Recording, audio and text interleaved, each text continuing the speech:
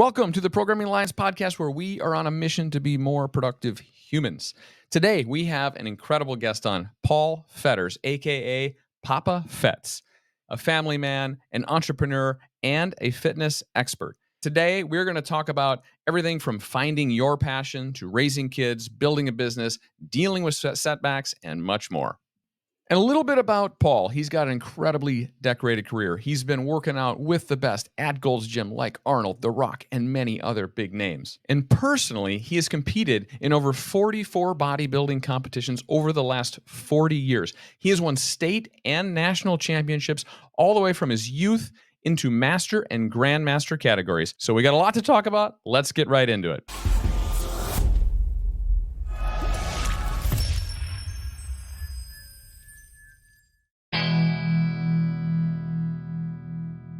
Paul, welcome to the Programming Alliance podcast. It's great to have you on. The boys and I have had a chance to look at your impressive background, bio, and I'd love to have you, in your own words, for the audience's benefit, maybe describe a little bit about yourself and your story. Grew up in Michigan, family of 8 children, 6 boys, 2 girls. My dad was an All-American lacrosse player at Maryland University. So he was an athlete. He was 6'4", 220 pounds. All of our toys growing up in my town, in my house, was in our basement. We had a wrestling mat, boxing gloves, a weight set, and everything we did was athletic. And so it's interesting that each child picked something different. And mine was weightlifting. I just loved the feel of the weights and building strength. And I just got hooked. I moved out to California when I was 19 so I could sign up at Gold's Gym and create a bodybuilding career, because that's really what I wanted to do. And I did that successfully for, which is crazy, literally 40 years. I competed. I did a lot of shows, and it's what I love to do. And I knew that in order to be happy, I needed to figure out how to make a business in a gym without necessarily owning a gym. So that's when I did. What got you into bodybuilding? It's funny because I didn't start out knowing about bodybuilding. I just knew that I loved lifting weights. I loved being strong. I wrestled in junior high and high school, so I figured the stronger I was, the better I would be at it, right? And then it got to a point where I started to see muscle develop on my body, and people started reacting. I remember I had a brother who went away for a year, and he came home and he saw me. He's like, holy cow, like, you really putting on some muscle. And I'm like, oh, I am? I said, yeah, I guess I am. Because it happened so slowly, you don't really think about it. When I was 19, some guy in the gym, he goes, Paul, you should really think about competing, getting up on stage. And I'm like, okay, what do I do? He goes, there's a show in 2 weeks. You just diet by eating this and this and learn a posing routine, and you get up on stage. I'm like, all right, I'll do it, because there were a bunch of other guys in the gym around my age, and we decided to all do it together. Yeah, it'd be fun. Let's do it, whatever. And so I remember I was cutting out pictures of poses of other bodybuildings in the magazine, and I would move them around and try to figure out, oh, this is a good pose, and I'll do this one. And so I put it together. I ended up going out on stage, and I loved it. I got so much feedback from the audience, yelling and screaming, and I ended up winning a trophy for being the best poser, which was hilarious to me. First time. I just felt natural on stage. And they were giving a trophy out from first place through 5th place. And the first 4 guys were so light years ahead of like the rest of us that there just wasn't even a chance there. But there were like 10 of us hoping to get that 5th place trophy. And buddies of mine were coming up and saying, hey, don't worry if you don't get 5th place. You did great. You should just be really proud. Yeah, whatever. And then they called me for 5th place. I was like, I felt like I won the show. Sure. I got a trophy about 3 feet tall, and people were going crazy. And when I came down afterwards from the stage, people came up to me and said, man, you've got great genetics. You should really think about doing this. And I was like, yes, I'm going to do this. Okay, that's so how I got started. That's what got you hooked. It sounds like you had a big rush from that first event. Yeah. Oh, yeah. So speaking of that 40 years, so that was 1977. And in 2017, 40 years later, at 61 years old, I competed in the Masters National Championships and won that. Arnold competed maybe 20 times in his whole life. I competed 44 times on stage because I just loved it so much. Wow. Wow. That's pretty cool. That is, whoa. Yeah, that's wild. So then from that event, you got hooked. And what triggered you to make the decision to move from Michigan out to Venice Beach, which is a massive change, like personally, I would Yeah, imagine, and to put yeah. yourself in that environment where, I guess, in one hand, you're putting yourself into the lion's den of the best of the best, and maybe that's part of why you went there. But like, how did you make that leap? Yeah. So it was 100% I did that. So when I was 18, I went out to California to visit. And while I Hmm. was there, told the buddy that I was visiting, I said, I got to go to Gold's Gym. I got to see what that's like. So I went there. It was in 1975. And that was the year that Arnold won one of his Mr. Olympia titles, which is the very biggest contest you can win, Arnold Schwarzenegger. And he was probably a month away from competing. And who's the first person I see is him standing there. I was like, oh my gosh, that was just blew my mind. I'm like, that's what I want to do. And I couldn't wait to get home. And I told my parents, I said, I am moving out to California as soon as I can. And I did that. And I signed up at Gold's Gym before I even got a place to live. I was so excited about being there. That's incredible. Arnold's had an impact on a lot of people's lives just by what he brought to bodybuilding, and sounds like that's what happened in your case too. To walk in as that's the first person. What a wild experience. Yeah. Wow. And I had the pleasure of getting to know him over the years too. We'd even hang out and got to a point where I'd see him around all the time. He became a friend and it was great. Wow, that's Super cool. crazy. Another topic, you can see I obviously work out. What's your strongest and weakest lift? So in order to be a good bodybuilder, you had to have good legs, because we've seen plenty of guys around the gyms that have great upper bodies, but looks like they forgot to train legs. So I picked the guy that had the best legs in the gym, and I started training with him. And he just crushed me for the first 6 months. And I finally just got stronger and better and stronger and better. And it turned out that legs were one of my best body parts, and it really helped me in my career. So that turned into one of my strongest lifts. So you never skipped leg day? Never. I talked to Will about it. You never skip leg day. It's the most important. And you just confirmed that from the expert. So that's good. Especially as we get older. You guys don't know anything about this yet because you're not my age, but men, the foundation of our strength and our quality of life is our legs. We need to have strong legs. What became important in bodybuilding for the look became important as a quality of life for me as I got older, to have really strong legs. I can do things, I'm 67, that 50-year-olds, 40-year-olds can't do still. And I'm proud of that because of that strength training. Nice. You worked out at Gold's Gym for, what did you say, 18 years? About 18 years. And that was like full-time 18 years. Like I was there twice a day. And then I started my business there. So I was there like all day. So I got to see everything going on. It was a blast. Yeah. So all the legends, including Arnold, which is the most probably well-known legend, you get to work side by side with those folks. That's incredible. I tell you why it was so fun, because the Los Angeles Raider football team came to Los Angeles around that time in the late 80s. So those guys would come in and train. So to see Howie Long and Lyle Alzado and Terry Bradshaw. Wow. Terry came in because he was friends with some of the other guys, because he was a Pittsburgh Steeler guy. But the football players would come in and train, and that was always fun. And then the WWF, which is WWE now, the wrestlers. So Hulk Hogan would come in, and The Rock would come in, and Andre the Giant. And you'd see these guys, and they fit right in because there were so many characters in that gym to begin with, and so many monster bodybuilders walking around that these guys felt really comfortable there. And we made them feel comfortable because no one was asking for autographs or anything else. It was just a fun environment. Yeah, but I'll tell you, Sick. Andre the Giant was the biggest human being I've ever seen. He could barely fit into the machines, and he would put the whole weight stack down and lift it like he was warming up. He was so strong. Jeez. So that was fun. Oh my gosh. I remember watching him wrestle. He was a massive human being. Yeah. All these guys were huge. That's unbelievable. And The Rock was just such a good guy. So it's fun to see his success now in the movies and everything that he's doing. He was always such a good guy. Yeah.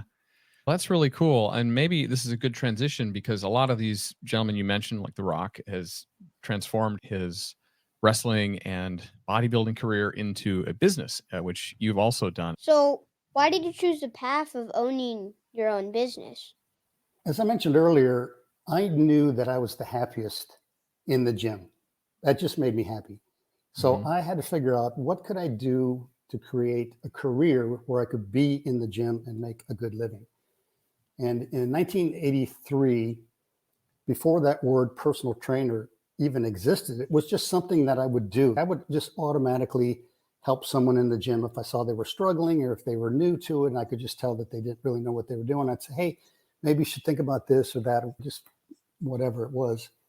And I had this woman say to me one day, she said, can you help me? I said, yeah, happy to help you every time I'm in here. I'm in here a lot. She goes, no, can I hire you to specifically walk me through a routine and meet me here and help me work out? And I was like, I don't know that I have time to do that. And she goes, how about if I gave you like $40? And at that time, I had a job where I was making $5 an hour. Wow. So I was like, $40 for 1 hour. When do you want me here? gym. When do we start? Okay. And that literally started my career, because once I started doing that, she said, hey, can my girlfriend come in? She wants to do the same thing. And can you help her? And you make $40. So by the time I had 3 clients working 3 days a week, I was making more money in 9 hours than I was making in 40 hours at the other job. So I was thinking like, okay, there's something to this. I'm going to really start pursuing this. And that's really what I did. And I did that for my whole career, to the point where once I started having a family, my wife and I, we moved down to Huntington Beach. I decided to open up my own facility. It was a personal training studio, so I could really take care of people and just give them an experience that was above and beyond anything that they would get in a normal gym. I feel extremely lucky, because I felt like I never had to work, because I enjoyed doing it. And honestly, I would do it for free, but I got paid really well to do it. Nice. All your kids, I think, have businesses, right? Yes. Yeah. Why do you think they chose to do that? Make all of them have their own business. It's interesting. Entrepreneurship, which is owning your own business, being your own boss, was something that just felt good for me to do that. And I knew that was a good path for me, because it gave me a lot of freedom to own my own gym. I could set my own hours. I could go in, I could leave when I needed to. I could spend a lot of time with the kids as they were growing up. And I think my kids saw that.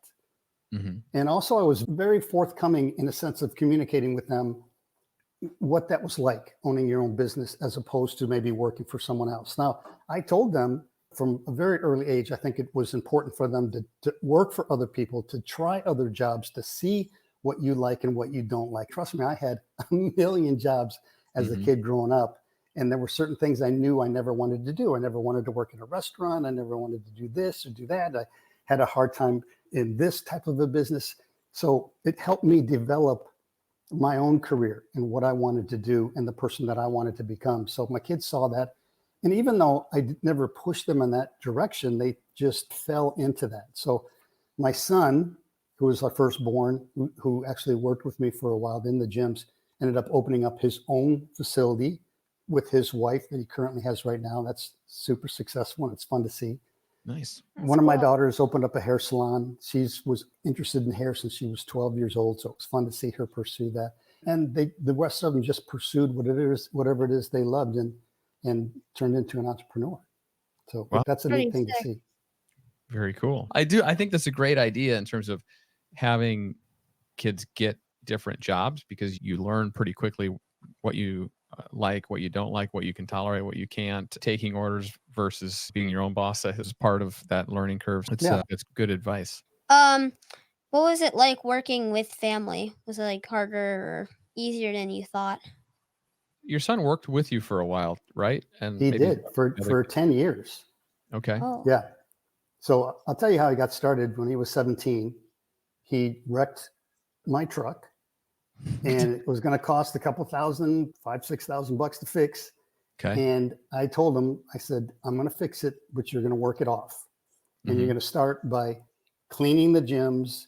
So he showed up the first day. He goes, okay, what do you want me to do? I'm like, clean that toilet and that sink, and then come and talk to me. So he felt like I need to do this. I need to work off this debt.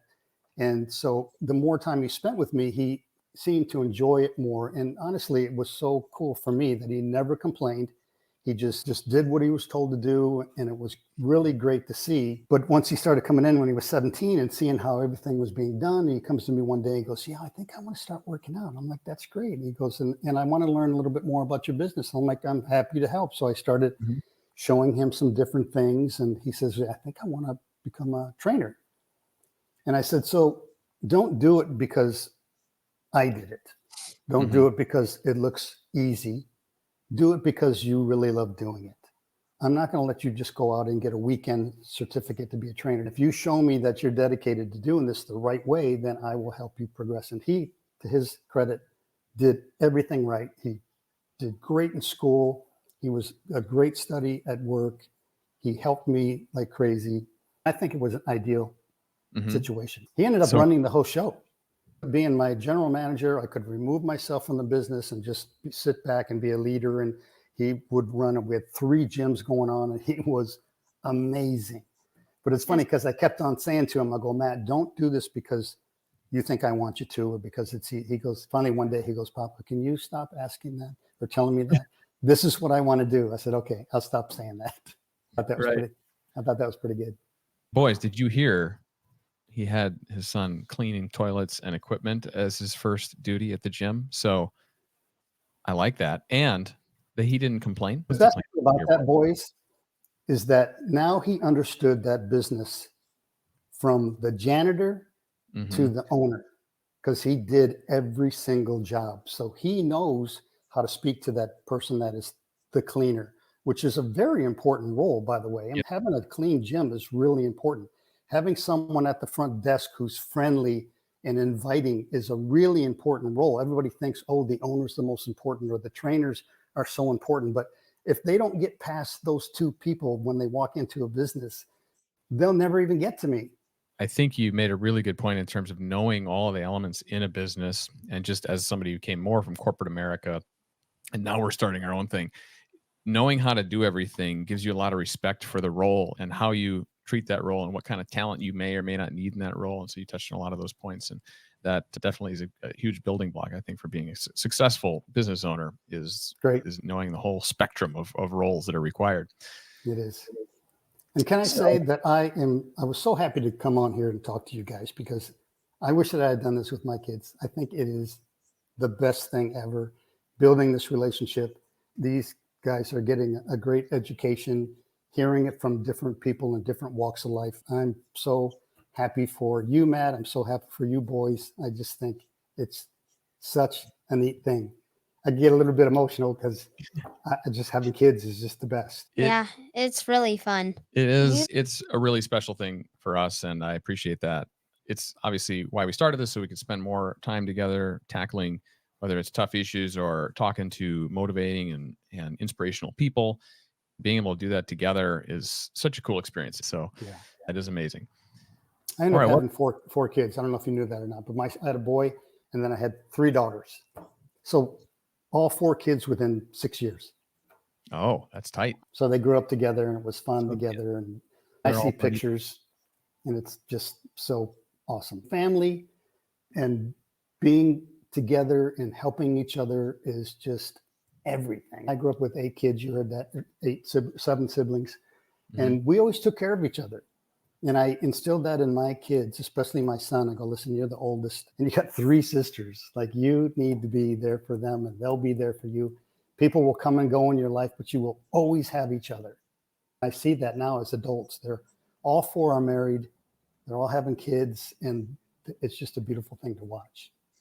Congratulations to you. It sounds like a wonderful family. You guys are buddies sometimes and sometimes not. Sometimes. They wrestle with this dichotomy of love-hate, but over time, I think it'll forge a bond. It does. It does. And even that will make you get closer, because I had 5 brothers and we fought. My dad would say, take it downstairs, put on the gloves, get on the wrestling mat, beat the heck out of each other, and come back up friends. And no matter how mad we got or how much we beat on each other, we knew we loved each other. and we would always take care of each other. But that's just natural. You're just going to fight sometimes. Just made myself a note, buy some boxing gloves. We're getting some good ideas today. I like this. A good portion of our listeners are dads. I'm just curious, as you've been a very successful father, as we just talked about, what are some tips or advice that you would want to give the audience? The first thing is just spending time together. We had dinner together every single night. I made sure I never worked, and I didn't want to miss dinner. And that was such a good time to just talk about life, talk about what's going on in their life, talking about what they're excited about, their fears. And we also started this game, which I would say you should have some traditions and some rituals, some things that you do. So I'll tell you what we did. And it started because we would go out to eat quite often. If we went to a Mexican restaurant, there'd be the chips on the table. And the kids were just like pounding the chips. I'm like, all right, stop. Everybody stop. I don't want you to just pound all the chips. So we're going to play a game. I'm going to ask you a question. And if you get it right, you can have one chip. And they're like, okay. Oh, okay, great. Let's do that. And I could make the questions as hard and easy as I wanted to. So I started asking questions, obviously, that they knew and they could have a chip. So it just slowed everything down. And it gave them an opportunity to learn a few things, because I would start telling them, like I would ask them, okay, who can name my oldest brother?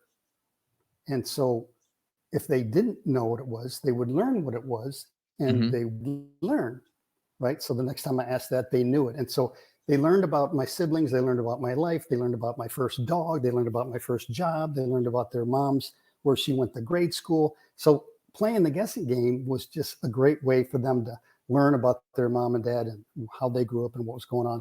And it was fun for them to play this game, to the point where everywhere we went, they would ask us, hey, can we play the guessing game? So traditions and rituals are very important, but spending time together is everything. And quality time, not just, we're going to watch TV together. I couldn't wait till my kids were your age. I could really talk to them, right? Talking to a 5-year-old is a little bit hard. They don't really understand everything, right? You're trying to teach them things, and you hate to keep saying, no, don't do that. Don't touch that. Don't do this. So I just wanted to be to say, hey, this is why we don't touch a hot burner, or this is why I'm asking you to do this, because I could reason with them, and then everything would start making sense. So where you guys are in your age right now, for me, was some of my favorite times.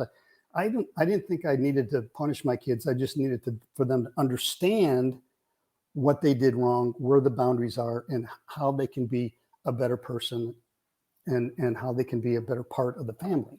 Because everything for us was the family. We did so many things together. And I think that's super important.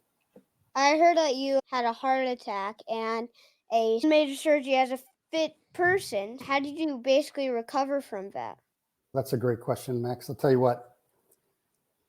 First of all, my kids, especially being a bodybuilder. So in 1997, I won Mr. America when they were like your age. So when they went to school and said, my dad's Mr. America, they weren't kidding. Like, I would visit their school, bring the trophies in, kick out a big bicep, and that was the show and tell. They bring their dad. They thought of me as Superman, and I thought of myself as Superman. Like, I hardly ever got sick. I didn't get injured. I could do crazy stuff, backflips and things. I was just that guy. So for this to hit me was extremely difficult in my life. It happened because my family genetically, it tends to have heart problems. My dad had open heart surgery. 2 of my older brothers had to have open heart surgery, even though we live a perfectly clean life. It's just we just got that gene that we have to be careful.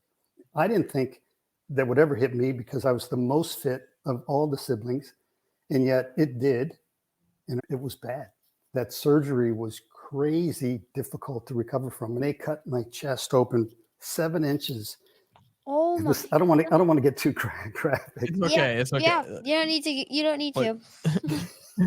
But they basically spread you open, right? They did. They had to open up my chest, and they had to stop my heart.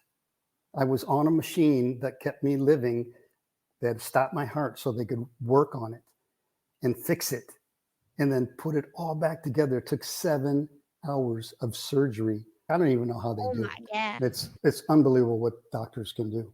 Hmm. And they put me back together, and they told me that I couldn't lift weights for 3 months. I couldn't lift 5 pounds. I couldn't drive for 3 months. I haven't missed working out for 2 weeks Hmm. in 40 years, let alone 3 months. So that was difficult. You must know that sitting home for me, just trying to get better, was really difficult. Yeah, But 3 I had months my, is a long time. yeah, I had my kids, I had my friends. My wife was amazing with helping me, keeping me down to make sure I didn't do anything crazy. So I listened to the Wow. doctor. I did everything he said, took all the medication he told me. I was the perfect patient. This was in 2019. What is the build back recovery? Because I imagine not only do you take that 3 months off, but then you've got to now build back all this strength. You probably lost muscle mass, a number of things. And then, of course, as you're getting older, it's harder to build some of that back and recover as fast. Incredible mountain to climb. I think because I had such success in business and in life and in bodybuilding that I could draw from that. And I'm like, okay, I know how to do it. I just have to do it. I don't care how long it's going to take me. A year from now, I want to be able to look back and go, man, I'm glad I spent that year training because I'm a year further along and I'm this much better. And that's the attitude that I took. And it's the attitude to any big goal is to not get caught up with the end result, not get, oh, I want to be here. It's, what can I do today that can help me be successful? And what can I do tomorrow to be a little bit better? It's just try to get better 1% every day and Yeah. work towards something. And that's what I did. I started slow because I didn't want to put myself back, but I started doing a lot of videos, talking to people about how difficult the mindset was, how your mind wants to almost work against you. Oh, you can't do this. This is too difficult. It's gone too far, and you lost too much muscle. But I wouldn't listen to that. I would think just the opposite of those things. I'd wake up in the morning and I would think about the things that I was grateful for. I was grateful I didn't die. I was grateful for my children. I was grateful for that I could get back into the gym. And when I started speaking about the things that positively, my attitude changed. And I couldn't wait to go to the gym. And I knew that every time I lifted, I was further along than I was the day before. And that really helped me through, because when I speak to other people that had that surgery, they really suffer from depression and a negative mindset. And a lot of people don't feel like they can recover because they were in such bad shape going into the surgery. Right. They don't even know how to even begin. I've been helping a lot of people. Yeah, and this actually is a perfect segue into the next topic that I wanted to go over is your current businesses. Now, you've owned and operated gyms and personal training for years, but then you've also opened up Heartfelt Horizons, which helps heart surgery recovery. And can you tell us a little bit about that? In my recovery, I signed up to some survival groups on Facebook and different places. And I eventually had to get off of them because everyone was so negative. I can't listen to this. It was so negative. So I thought, instead of ignoring those people, I'm like, how can I help them? I started responding to some of them and helping them through thinking more positively. And I got a pretty good response. And I go, there's a real need here. So I put together a 17 video series on how to recover your mindset. In other words, how you think about things, your emotions, because your emotions are all over the place. I was helping people not hide their emotions, but how to regulate, how to deal with their emotions, how to eat better without giving up the foods they like, and then how to begin a strength training routine. So there were 4 parts of it. Okay. And I did 4 different series of videos speaking to them, say, listen, this is how you start strength training. You don't go every day for an hour. You do it maybe twice a week for 20 minutes, and you start this way, and you make it easy for them to go, oh, I think I can do that. And then once they do it and have a little bit of success, then they're more willing to listen to me. Maybe I'll listen to what he has to say about the emotions or the mindset or nutrition. So that's how it started. So I created this program and just put it out there for free. At first I started selling it, and I thought, you know what? I don't care about selling it. I just want people to have it so that they can recover in a way that is empowering instead of being being a victim. Yeah. Mm. I love Wow. that. And we'll drop a link to the description of that in the chat for anyone that wants to check it out. Obviously, we encourage that. So in addition to the heart surgery recovery plan, you also have balanced habits, which looks like custom nutrition plans and fitness Yep. plans. How's that working?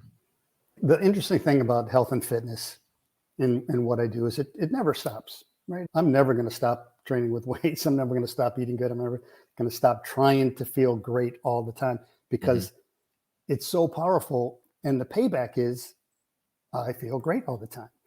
So when we opened up our facilities, my wife and I, Carolyn, would get together at the beginning of every year. How can we reach more people with the benefits of strength training and health? So we decided to start building more on nutrition because strength training, it was almost like an acquired taste. Not everybody wanted to do strength training, but everyone had to eat. And a lot of people didn't know how to eat right. Yeah. As the whole country started gaining weight, it seems like more people had a weight loss goal than a fitness goal. So we thought if we can get a nutrition program where we're not telling people what they can't eat, instead we're giving them portion size of things that will help propel them forward, whatever their goal happens to be, we can reach more people. So we built that company within our gyms, helping our own customers. It got so popular that other gyms around the country said, hey, can we use your programming in our gym? So we turned it into a licensing program that was in 150 gyms across North America and Canada so that we could help other people. So we've helped over 200,000 people over these last 8 years reach their fitness goal. Wow. That's incredible. That's got to be a pretty rewarding business to have. Yeah. It's the best part about my job, changing lives. And especially, Matt, if I can change a dad's life to be more fit, more active, happier, being able to go out and play with his kids. If you were 100 pounds overweight, your boys wanted to go out and kick the soccer ball around, you'd last 10 minutes. You're like, I got to go sit down. That changes everybody's life, yours, theirs, co-workers, everybody. So when I change your life, I touch other people's lives. And I just love that because when you do change their life, they can't thank you enough. So guys, here's the thing. You start strength training, you will automatically get stronger. And every kid your age that's not strength training, chances are you're going to be stronger than them. So whatever sport you do, baseball, soccer, football, wrestling, whatever it is, you will have an edge up on those other kids because you're stronger and you've been working at it. And the other thing is, as you get a little bit older and you pay more attention to your nutrition, that's another part where you can set yourself apart from someone. Imagine how if you ate good protein, you're eating chicken and you're eating good carbohydrates, whether it's cereal or fruits or vegetables, your body runs really powerfully off that. It's like putting really good gas into a powerful engine. It runs really strong. And then now you're playing against a kid who had Twinkies before he came into the game or a donut before they came into that game. And that's throwing in lousy gasoline to a powerful car. It's going to choke. It's going to barely be able to work very well. So I learned that really early. So when I was strength training and I was eating good as in my adolescent years and then into my teenagers years, I felt like I had an edge on every other kid my age. And it really showed. I excelled in wrestling and I excelled in football and in some of my sports. So it's super important. Right now, it can be like fun and why should I do this? But if you start thinking like, oh, this is going to make me this much better in my sport, that's fun to think about. Yeah, that's cool. Good fuel, that's an boys. interesting thing to think about. Yeah. Guys, you wouldn't pee in your gas tank, right? No. Why would you do that? You want to have good fuel in your gas tank. Yeah. That's right. Okay. Think about it that way. I think that's good advice. How about we transition into a segment, Paul, that we like to call Rapid Fire. Excluding us, who is your idol? Arnold Schwarzenegger. Coolest invention in your lifetime? Boy, the phone, crazy. Have you ever been stuck in a bathroom stall without toilet paper? No. Whew. Lucky. I If you had checked first. superpower, what would it be? Flying for sure. Okay. Would you rather fight a 1,000-pound duck or 1,001-pound ducks? Oh boy. I think I'd rather fight the big 1,000-pound duck because I could probably outrun him. Would you rather die to a great white shark or a flaming hot volcano? Oh, for sure, a shark. Yeah, afraid of fire. Nice.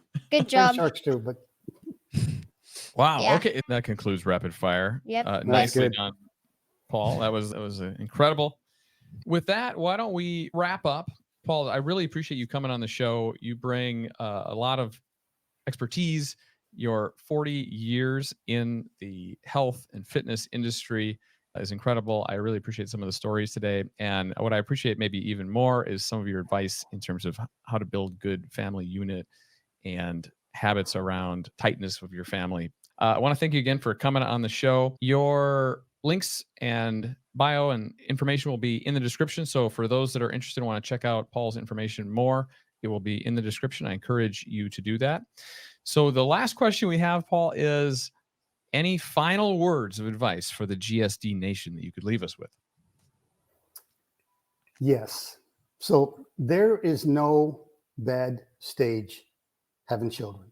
You hear people talk about, oh, it's the terrible twos, and then oh, this, and then oh, the teenage years are terrible. Like, if you're communicating with your kids, if you've built a relationship with them from day one instead of waiting until they're 15 years old, you'll have the best family you could possibly have because you'll be communicating to each other. I loved the teenage years, and they're discovering themselves, right? So you don't want to inhibit that. You just want to give them boundaries, right? And when you start boundaries early in life, you don't start when they're 16 years old. I think most people thrive, including adults, knowing their boundaries, knowing what's the right and what's the wrong thing to do. Mm-hmm. Thank you. I love Thank it. you. And thanks again for coming on. If you enjoyed this content, please subscribe, comment, share. It really makes a difference for us. Thank you. Until next time.